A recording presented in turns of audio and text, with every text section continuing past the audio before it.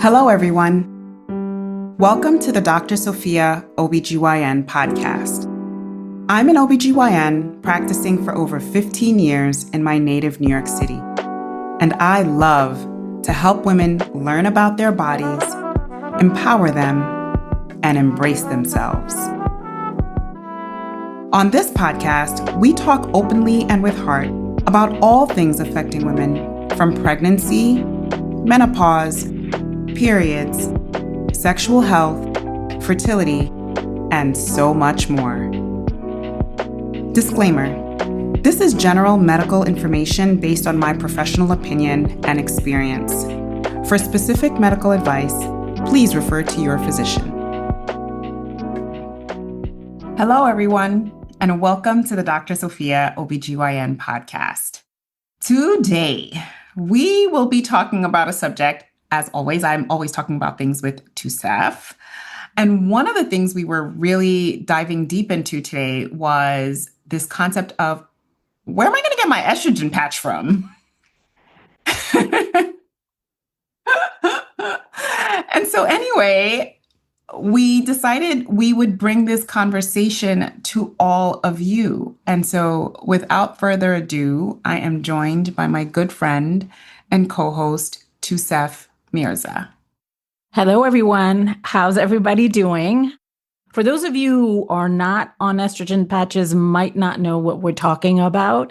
But for those of you who are on HRT or hormonal replacement therapy or on estrogen, we are taping now in the beginning of June 2026, and there's been an interesting sort of development that's been happening with estrogen patches since the past couple of months, and especially since the past couple of weeks or month, that we just wanted to raise because a lot of women are trying to figure out where are the estrogen patches because we can't find them in the pharmacy. Where are they? And if we don't have them, what are we going to do about it? Yes. And so the first thing I guess we need to say is if you're going through this, you're not alone. Number one, you're 100% not alone. Literally every woman right now who is on an estrogen patch, has some HRT that encompasses an estrogen patch, is feeling the heat. Oh, literally. And to set the playing field a little bit. So what's happening is that women usually go to their pharmacy to get a renewal of their estrogen patches and testosterone and or progesterone or progesterone. And we do that either every month or every 3 months, depending on which cycle you're on. And nowadays we go to the pharmacy, and it literally happened to me. I went to go see my pharmacist 2 days ago, and I was like, okay, so I'm coming back for my estrogen patch. And he said, they're back order. I don't have any. And I just was like, what do you mean? What does that even mean? You don't have any? We are in the United States. There's medication everywhere. What do you mean? And so literally he said, yeah, well, call back in 2 days. I think we'll probably have it sorted out. But I literally do not have the prescription for you. And you're not the only one who's going through this. Right. And so for me, as a provider, I have been having patients truly, they call me almost in a panic. And I've been pretty frantic trying to find pharmacies that still have supply in order to get supply for my patients. Has this happened before? So it really, I started to notice this issue, let's say, I want to say maybe January of this year, where I had 1 or 2 patients say, I haven't been able to get my estrogen from my local pharmacy. Can you send it somewhere else for me? And so that was happening a lot more often. And so I will say that in the last 3 or 4 weeks, that particular issue has exploded. And now I'm hearing women saying that their pharmacies are literally rationing it. Okay, I can give you 3 patches. Come back in a week and a half and I'll see if I have 4 more. I'll see if I have more for you then. So trickle. It's just a trickling thing. It's crazy. Can we just go back a second and talk about what is HRT? why are people prescribed estrogen and when do we prescribe it? Sure. Just so everybody's on the same Yeah, page. let's get on the level playing field here. Because if you're new to the Dr. Sophia ObGyn podcast, we talk about all things women's health, but we definitely talk about things like perimenopause and menopause and the concept of hormone replacement therapy or HRT. And so when we talk about HRT, we're talking about replacing the hormones that are on the decline, fluctuating, or completely gone in a woman that may be either perimenopausal or menopausal. Menopause being going through a full 12 months with no period, and that's a pretty good indicator that your ovaries are no longer functioning the way that they used to in terms of producing estrogen. So estrogen is one of the big hormones that fuels so many functions in our bodies. And when we're going through the change and in menopause, the loss of that estrogen can bring about many different symptoms, including things like hot flashes, night sweats, insomnia, brain fog, memory issues, anxiety, depression, worsening of other mental health issues, bone pain, joint pain, changes in their gut, changes, just all kinds of things. And the reason for that is because estrogen functions at all these different levels to create the proper functioning of these areas. Yeah, it functions all over our bodies. Especially when you hit menopause and then you pretty much no longer are producing estrogen, then at that point, all these areas are affected. And the time at which women hit menopause is approximately 51, age 51. And you can be feeling symptoms of the transition anywhere from 5 to 10 years beforehand. And this is where hormone replacement therapy, meaning replacing that estrogen, which you are losing, to help you kind of feel back whole and to manage some of the symptoms that women are experiencing during this time. So basically, what's not there anymore in terms of estrogen, we're just putting it back in. So you have normal functionality of all these areas we talked about. Yes. Okay. Yes, all right. Exactly. And one of the places I think that can be very scary and jarring for women is when they notice the effects on their brain, whether it's because of mood changes, whether it's because of memory changes, whether it's because of anxiousness, insomnia, sleep pattern changes. I think this is one of the areas in which women tend to really get nervous. And when they are finally on a hormone replacement that is working for them and they are put on estrogen and it actually is helping them, the concept of going back to whatever they were before is like not acceptable. So that's one. And then the other thing I think in terms of symptoms that really hits home in terms of how estrogen affects it is the hot flashes. And sometimes the hot flashes themselves is what brings about the anxiety or the anxiousness, or it can have palpitations associated with it. And literally physically, not just mentally, but it physically induces anxiety. Exactly. And so management of the hot flashes tends to have good management of, anxiety and the other physical symptoms that women can experience. And so, I had this one patient who was down to her last patch, and her pharmacist said, I don't have any more for you. And moreover, I just don't even know when I'm going to have more. The estrogen patch. Meaning the estrogen patch. And so she messaged me and I said, okay, no problem. Let me see. At that time, it was so interesting at that point, because like I said, I'd been kind of like scourging around at what pharmacy has what. And I was surprised to see that one particular pharmacy still had supply. And it was a more smaller pharmacy. So I was like, okay, this is good because everybody's not sending to this place. They're still going to have some reserve. And I had found out that information earlier in the week. So I said, okay, don't worry. I'm going to send your prescription to another pharmacy. Just go and pick it up there. And because you thought, oh, this is a one-off. There's no problem. Just go to another pharmacy. Everything's going to be fine. Well, yes and no. Okay. I knew that there's definitely supply chain issues. I just thought that there are certain pharmacies that are still untapped. Okay, got it. But no, I was wrong. Everybody's thinking the same thing. Because by the time I sent over the prescription, and by the time she got over there to get the prescription, they were like, I'm sorry, we're out. I don't have the prescription for you. And she was like, oh my God, now what? And so I'm here to say that there are many different formulations of estrogen. And in the short term, we can use different formulations.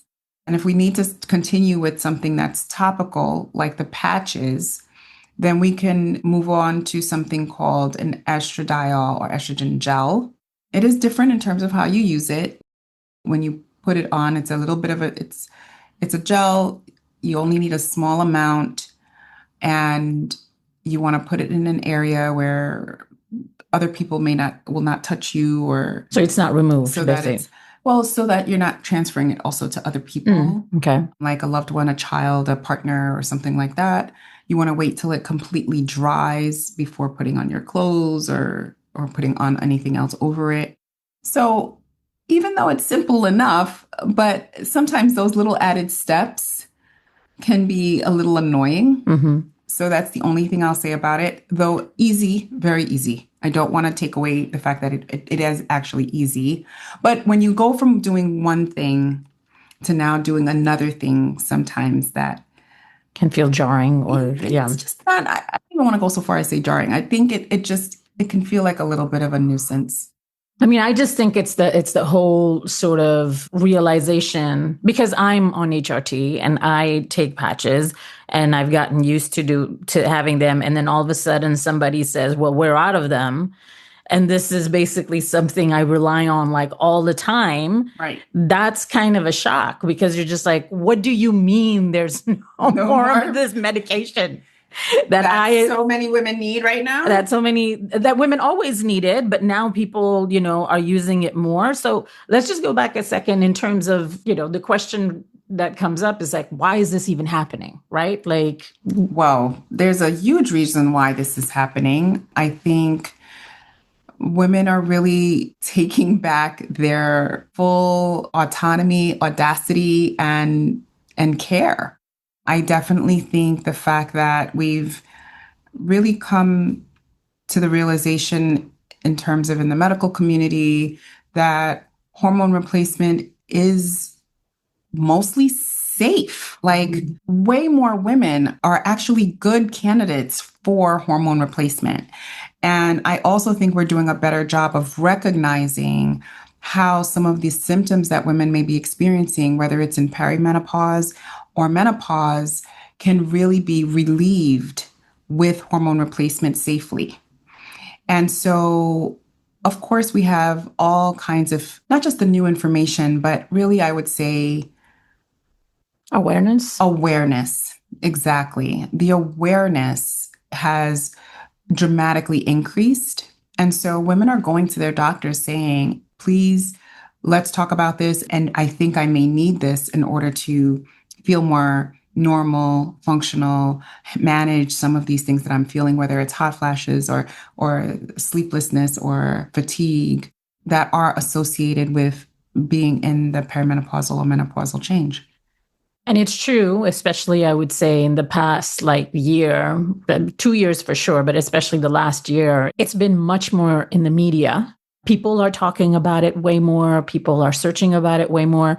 Meanwhile, we've always had perimenopause and menopause as women, but now it's finally coming to the forefront in something that needs to be just talked about in a regular way, because that's what we go through.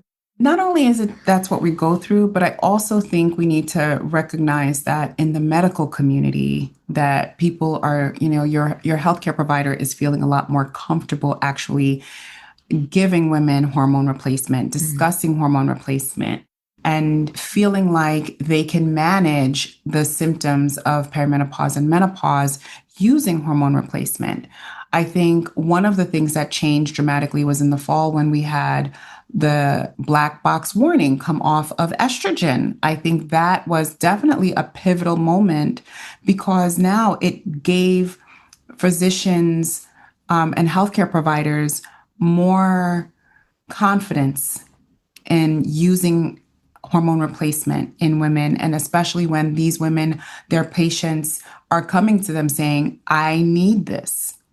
Can you explain what is black box warning and the implications of it being off of that medication? So a black box warning is the warning that the FDA would give as the most serious of warnings on a medication, usually indicating that there is some strong risks or serious risks associated with taking a specific medication. And those dangers can include things like injury or even death. And so when you see the black box warning, it really is both for the physician or the healthcare provider that's prescribing the medication, as well as for patients.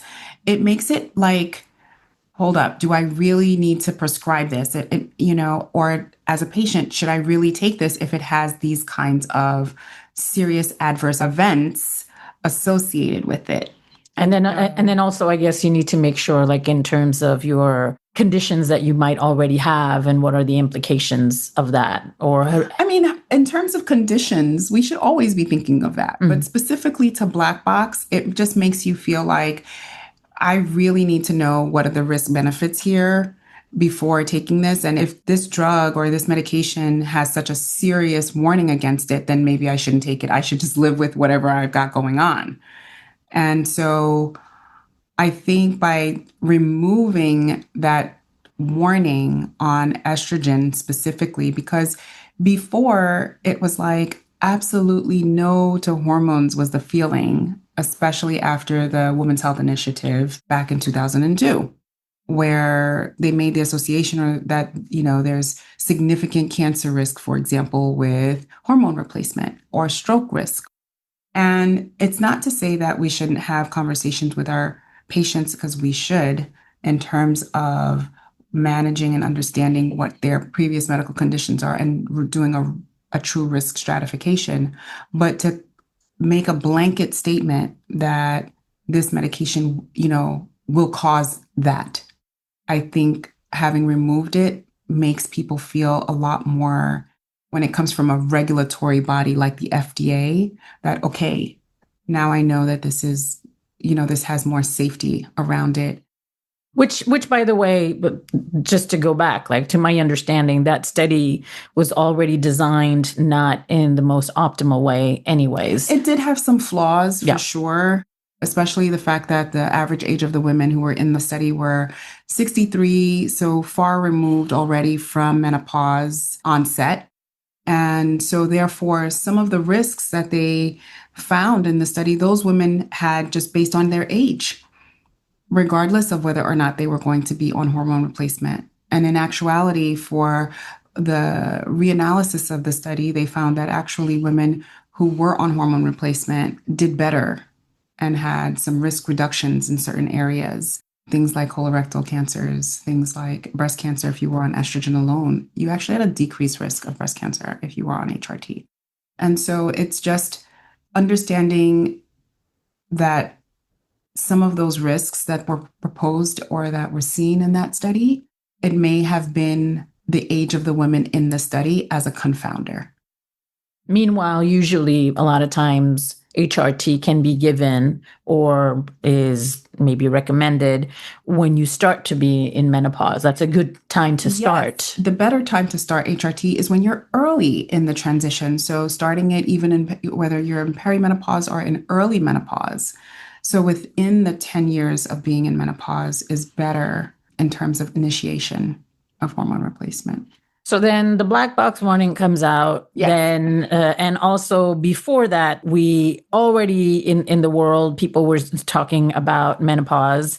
Black box warning comes out. So now we have this situation where everybody is more inclined, more open, more aware. I mean, let's face it. Oprah was talking about it. Drew Barrymore is talking about it. Halle Berry's talking about it. I mean, not just the celebrities, but also there were articles in major news outlets such as the New York Times that were talking about hormone replacement. And so, and also social media was and flooded. Social media as a whole has really caught hold of creating community for women around perimenopause and menopause and the concept of hormone replacement. And so with that, women are asking for it, doctors are prescribing it, and the rest of the world just, or at least here in the States, just wasn't ready.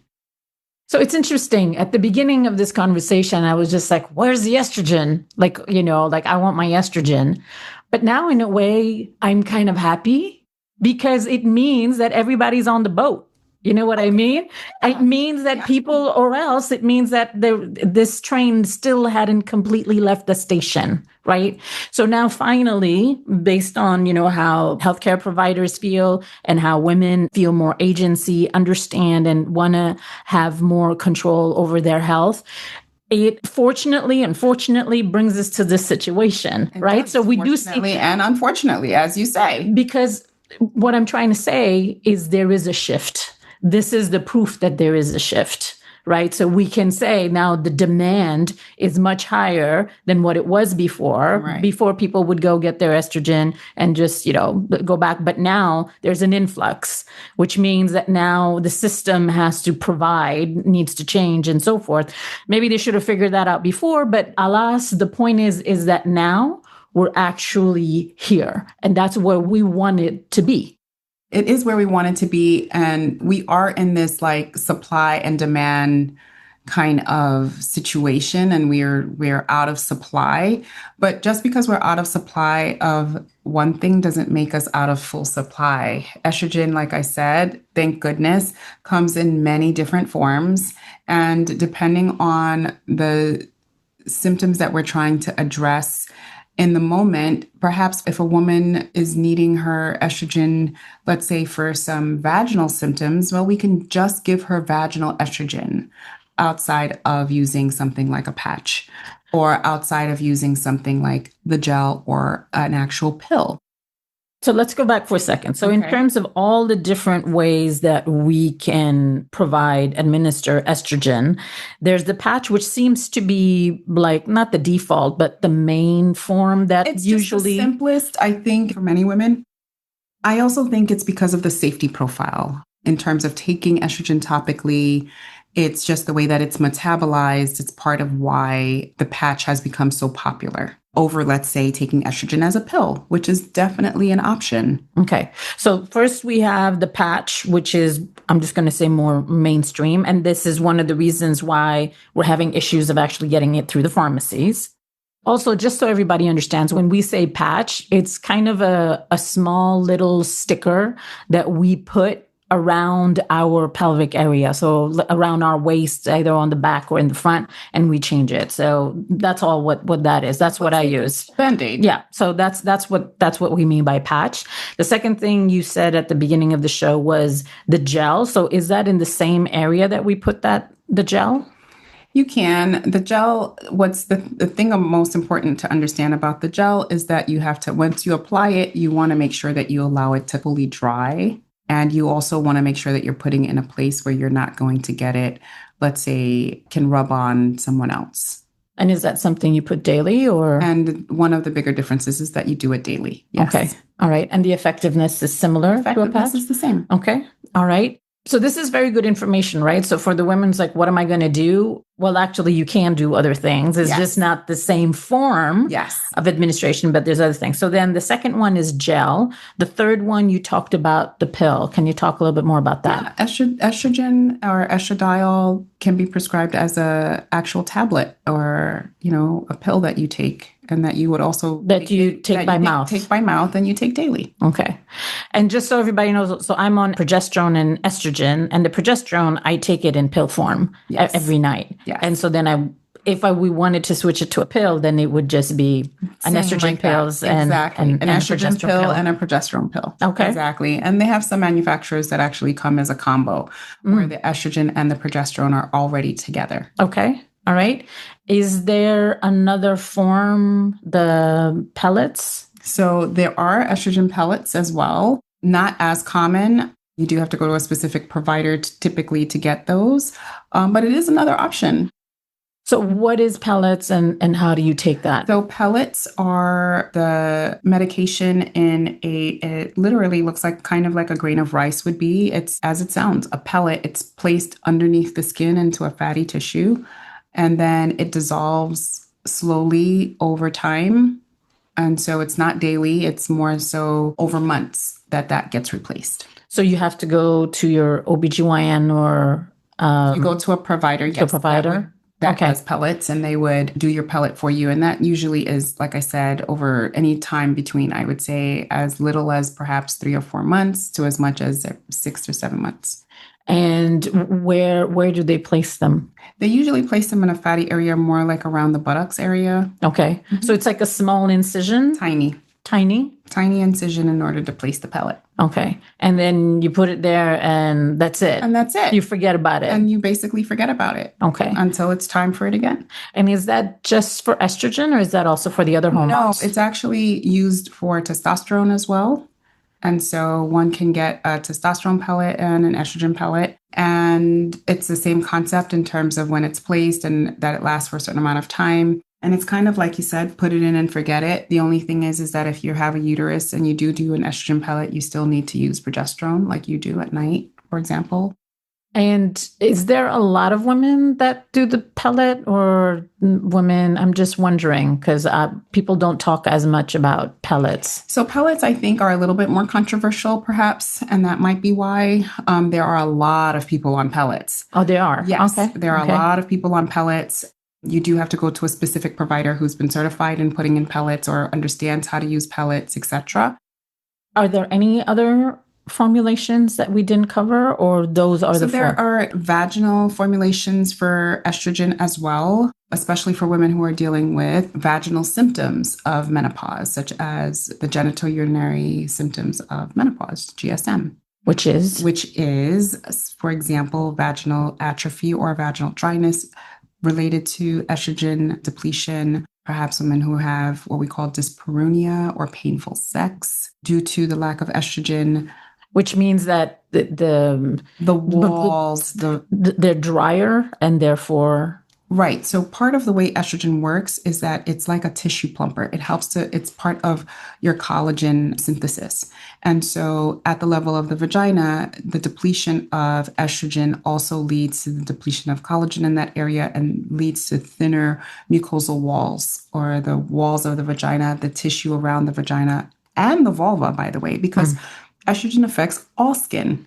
And as far as for intimacy, the vulva is equally important and can be painful, can have cracks, etc. in it due to atrophy. And so this is where vaginal estrogen can make a big difference.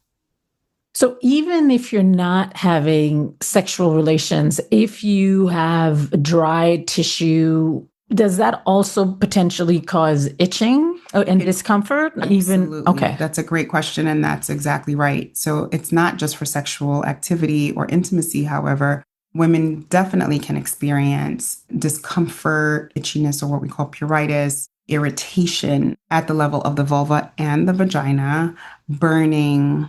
More frequent things like UTIs can happen during this time of menopause or during this time of perimenopause as those hormone levels are declining.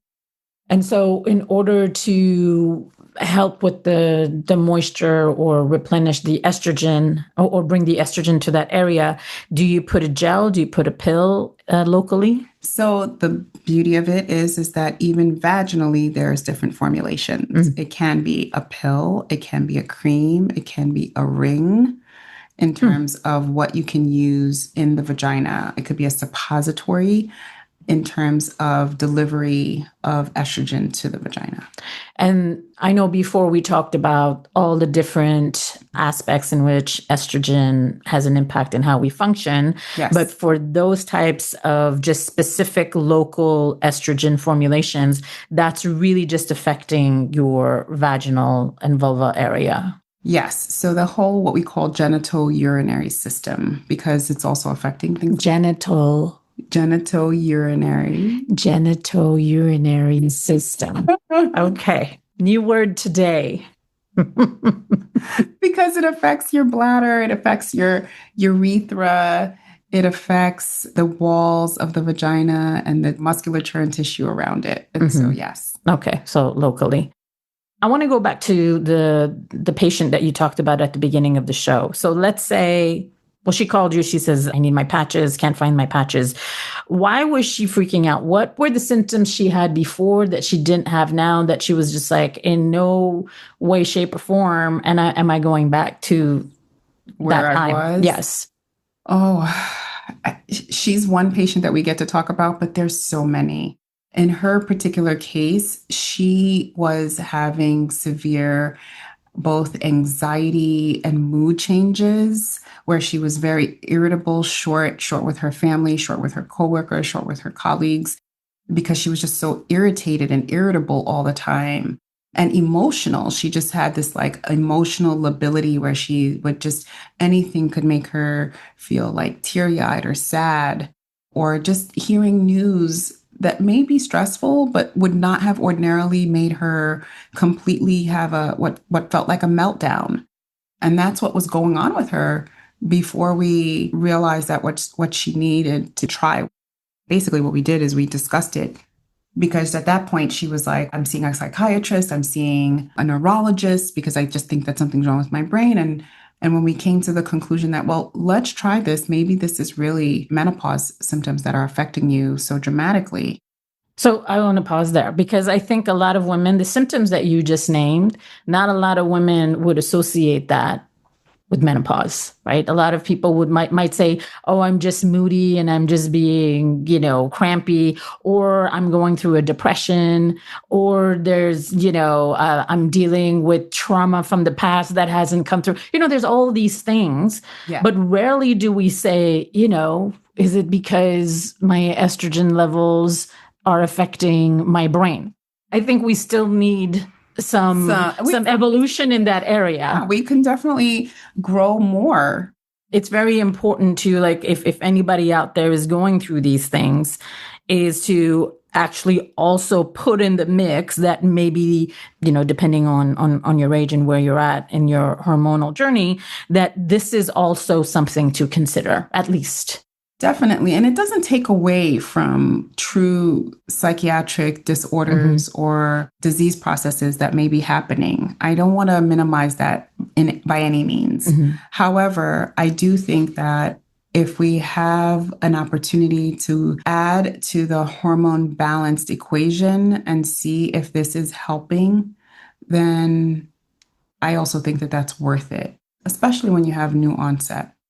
And so for this particular woman, this for her was, I don't want to say completely new. It felt a little bit more gradual in the sense that it was definitely over months where she was experiencing these symptoms, and they felt like they were getting more and more severe. And then we started her on estrogen, and it's been about 6-7 months now. And she feels, as she tells me all the time, you've just given me my life back by addressing this particular issue. How long did it take for her to start seeing a difference? I would say 6 to 8 weeks before she really felt. I mean, initially, though, because she was also experiencing things like hot flashes, that kind of goes away pretty quickly when you start estrogen. And then in terms of the mood, within a few weeks, she also was feeling better in terms of her mood. But to say that she felt like fully herself, yeah, probably about 6 weeks. Okay. So that's pretty good. And so this is why she was like, this is great. I feel like myself again. Yes. And I'm enjoying life. So she's been on it for 6 months. Now pharmacist saying we don't have it. She panics. She reaches out to you, and you're just like, okay, we're going to figure it out. Let's say this is not the situation, but let's say that you can't get the patches in, like, I don't know, 3 to 4 weeks. If that situation were to happen, we know that there's other options. We talk about that, but what happens to the body if all of a sudden you're not supplementing with the estrogen? I mean, if you're not supplementing or, replacing the estrogen, then your body's going to revert back to what it was. It's not going to all of a sudden start making it on its own. So your estrogen stores are still low, and they will go back to whatever low level they were at before you started. Before you started. Exactly. Before you They started on HRT. Exactly. I do think that this is a place where we do have to talk about what other ways in which we can be managing some of the symptoms. Obviously, it's not going to give you full resolve, but in the event that, let's say we couldn't get estrogen at all, what if now the gel is out of stock? Now the pill is out of stock. I mean, I don't foresee this. I hope that these pharmaceutical companies are getting on board with treat women equitably, in the sense that our needs need to be met, including the supply of the medications that we need. But this is where lifestyle also matters. This is definitely where lifestyle also matters. And so it's kind of like, how am I using all the tools in the toolbox? Because the estrogen replacement or hormone replacement is only one tool in the toolbox. So can you give us like 3 aspects of lifestyle that align? So when I think about lifestyle, I think about things such as movement of your body, using your muscles, whether that's squats, whether that's walking, whether that's yoga. It's the concept of moving your body. And then to add to it, actually doing some form of resistance, training to some extent of weightlifting, using muscle in order to create those endorphins, using muscle in order to help with some of the brain function, mood changes, and brain fog that women can experience. Some of it can be combated with exercise, just literally moving. And so that in combination, of course, with your HRT is fantastic. But the point being here is that there's more than just one thing. So for one, I would say movement. Because the estrogen is not going to create endorphins.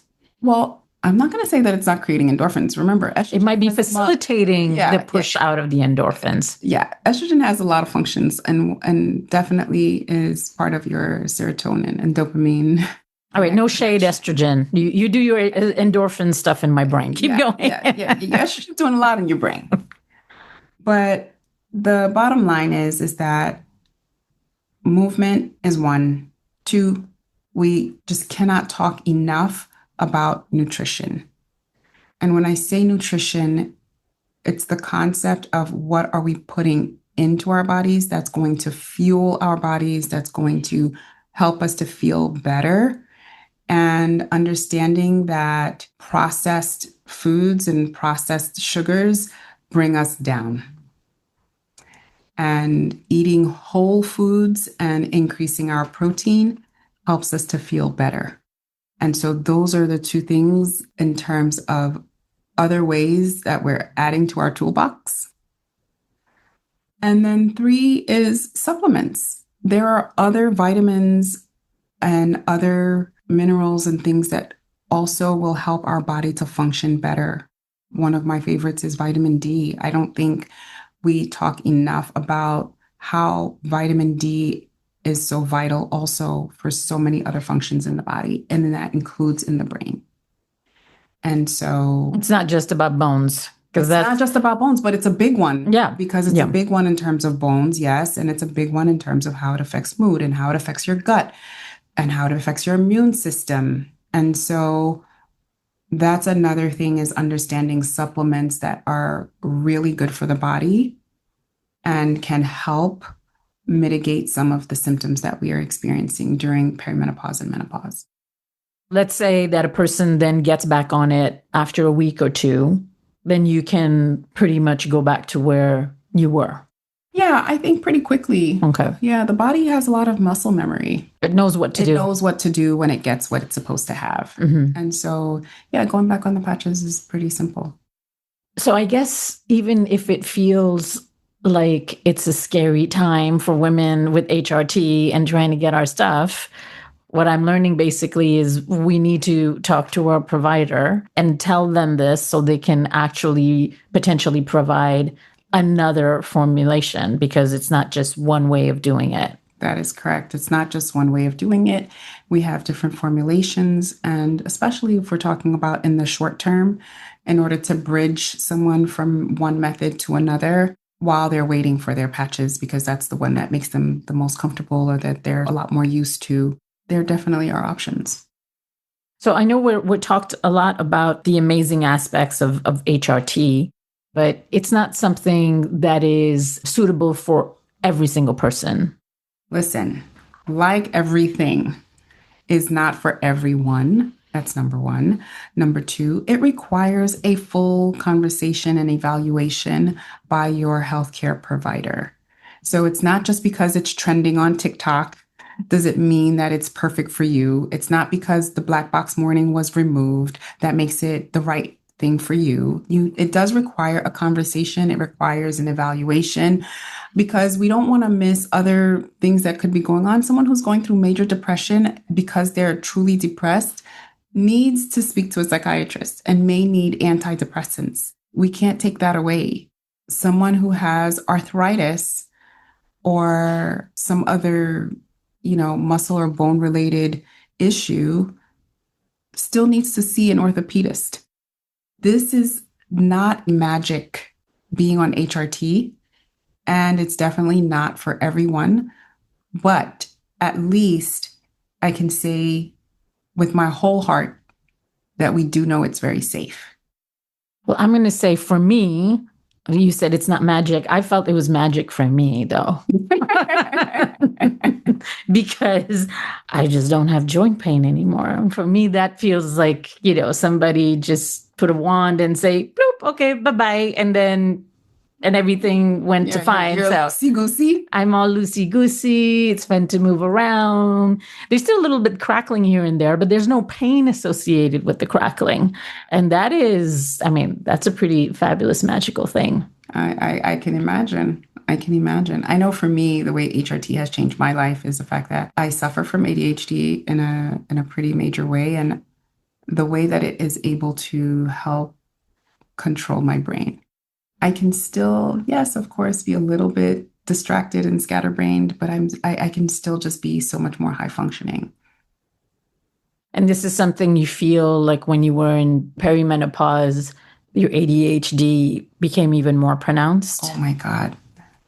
So much more pronounced. I just thought I'd like to be in a lot of different things at a lot of different times. Mm-hmm. Because I was able to do a lot of different things at a lot of different times.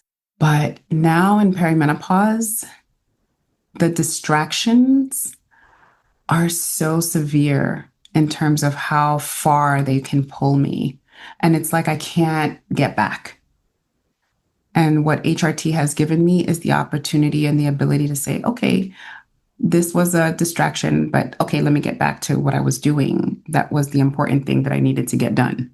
And that's something you were able to do before perimenopause, like that level? Yeah, I definitely was able to do, because it wasn't even something that I was like even acknowledging that I had. Okay. Right. Got it. Like I wasn't even like ADHD, what? Like I got this. I'm fine. Right. But perimenopause, whoo, bam, no girl. No. Accentuated to the max. It accentuated it to the max. Mm-hmm. And it was a hard pill to swallow, and not a literal pill, but the concept of my body changing in that way. Well, the body changing, and also like, you're a high performer, strong woman. I'm a high performer, strong woman. I feel for those types of, for women like us, we feel that we can manage everything. We'll figure it out. No, it's fine. I got the upper hand on this, 100%. Meanwhile, back at the ranch, my brain was saying a whole different thing. The estrogen isn't there, period. Like, I can't do anything about that. Exactly. So for my ladies out here, yes, we have a patch crisis. It's not the end all be all. There are different ways of getting your estrogen, so speak to your healthcare provider. And B, truly embrace your body, embrace yourself. Through this moment, get closer to your providers so that they can help you. And embrace your providers. And your pharmacist. Yes. But this too shall pass. And again, I just want to say, because I'm a relentless optimist, the reason why this is happening is because more women are doing this. So that is the good point. We're in the know. Yes. So now we just need to shift the system a little bit and it will happen. So we're just going into that little messy middle right now, but we will get to the other side. We will definitely get to the other side. Thank you for listening to the Dr. Sophia ObGyn podcast. Bye for now. Bye. This is general medical information based on my professional opinion and experience. For specific medical advice, please refer to your physician. Until next time, embrace your body, embrace yourself.